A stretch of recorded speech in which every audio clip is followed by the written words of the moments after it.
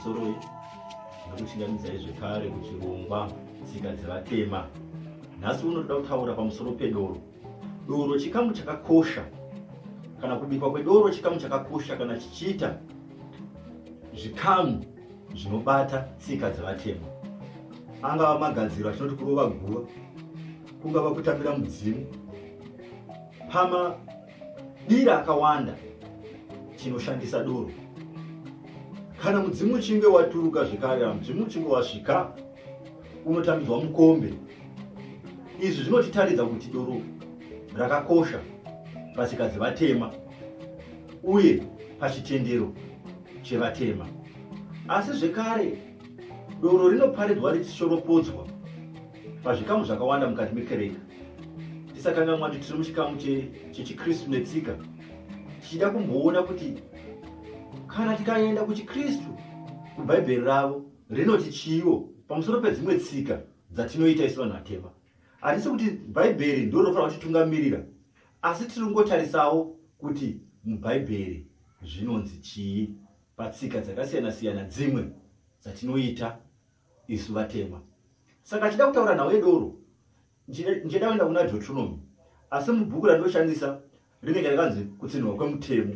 Saka kutsinhwa kwemutemo ndichaverenga kutsinhwa kwemutemo 14 verse 24 kusvika pa26.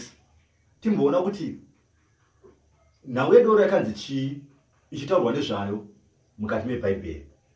Zvinonzi izvo pa24: kana nzvimbo iyoyo ichinge iri kure nomusha wako, zvokuti haugoni kutakura zvegumi zvawakakomborerwa nazvo natenzi Mwari wako, uchienda nazvo ikoko, zvaungaite ndezvizvi: tengesa zvegumi izvozvo, mari yacho uende nayo kunzvimbo imwe chete chasarudzwa natenzi Mwari wako, uzonotenga zvose zvaunoda, mombe kana hwai kana waini kana doro rinodhaka, chero chaunoda zvako, udyire pana tenzi Mwari wako, iwe nemhuri yako mupembere muchifara. Pakanyanya kundikoshera ndepanoti uzonotenga zvose zvaunoda, mombe kana hwai kana waini kana doro rinodhaka, chero chaunoda zvako, udyire pana tenzi Mwari wako, iwe nemhuri yako upembere muchifara. Ndiwo mataurirwo akaitwa nhau yedoro mubhaibheri muna Deuteronomy. Kutsinhira mutemo 14, kutsinhira mutemo 14.